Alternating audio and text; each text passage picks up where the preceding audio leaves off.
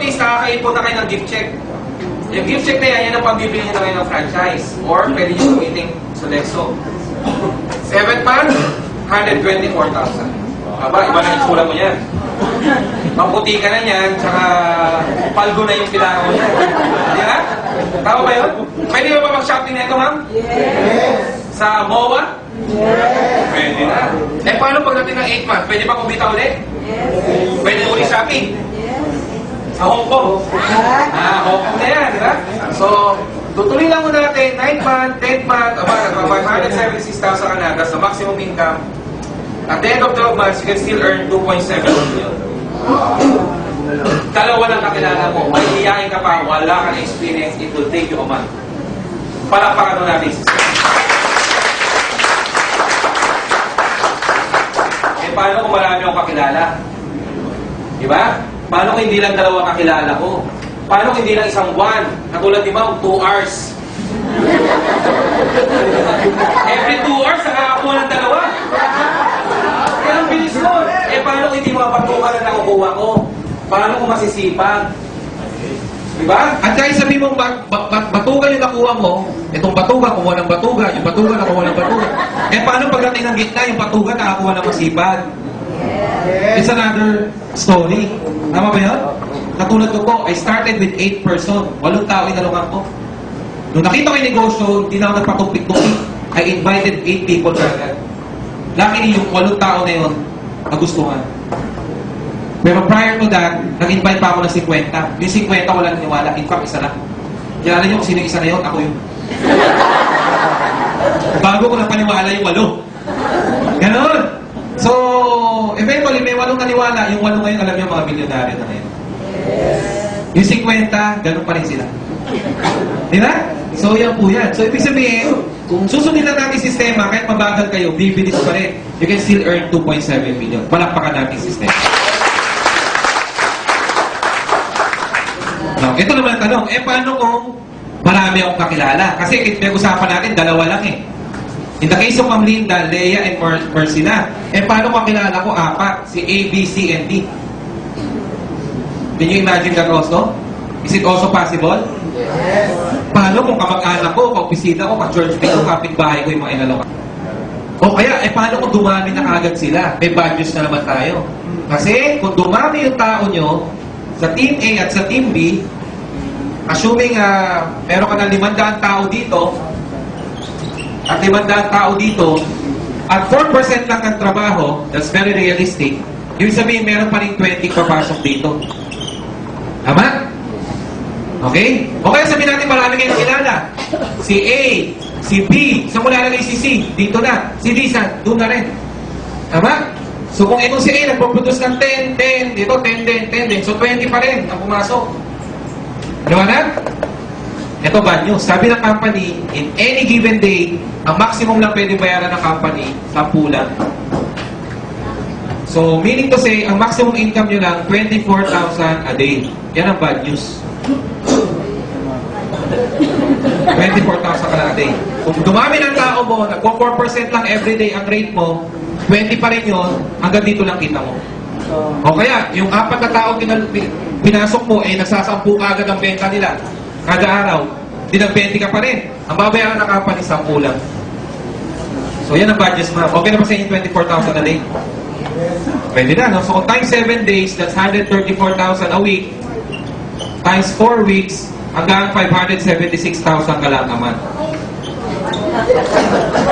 Malakpakan natin yan. Okay? So, ibig sabihin, hanggang dyan lang pwedeng kitain.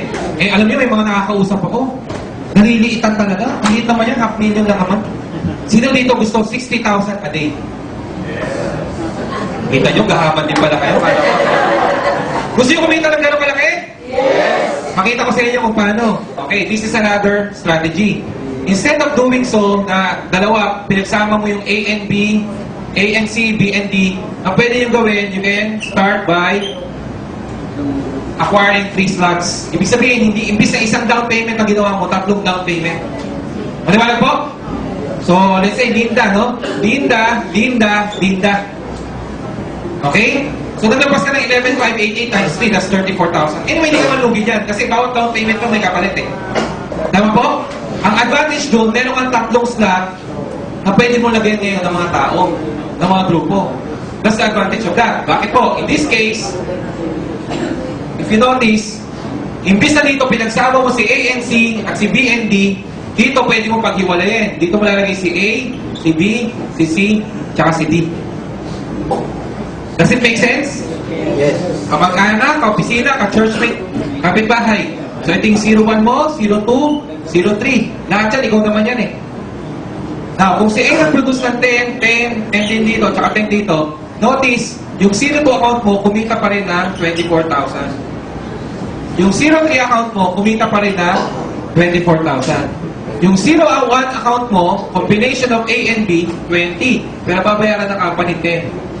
Yung C and D, yung 01 account mo on your other side, combination ng C and D, 20 din yun, pero babayaran ng 10. Pero still, kikita pa rin yung 01 mo ng 24,000 a day. Same effort, same number of people, same time. Pero ang kita mo, times 3. In this case, ang pwede mong kitain more or less, 60,000 per day. Ano gusto nyo? 24,000 a day, 60,000 a day? Palakpakan nun natin ito. Okay? So yan po yan. Now, ang net po ng 24,000 natin is 19,200. So hanggang dyan lang kung pwede nyo kitain, 19,200 per day plus dalawang gift check. Yan po yan. Kung dalawa lang ang kakilala nyo. Okay? Maliwanag po ba yan? So yan po yan. Yan. Kita na natin. Yan. Kung 3 accounts ka, ang possible earning mo, 60,000 per day. Ano maganda? Ito o ito? Single or 3 accounts? 3 accounts. Pero kung dalawa lang talaga kakilala mo, hindi siya maganda. Ganon. Okay? Pero iba talaga mga milyonaryo, mga negosyante at talagang business-minded. Nakita nila yung possibility. Yung iba, 7 accounts. 7 ulo, 7 slots yung kinuha nila. Anyway, 8 tao lang na may ilalagay mo. Yung 8 tao na yung tatakbo, gagalaw, pwede ka kumita as much as 134,000 a day, 940,000 a week, 4 million a month, or 48 million in 1 year. Palakpakan doon natin. Okay? Ito na naman. Skeptic. Sino dito balot na balot sa katawan ng negative?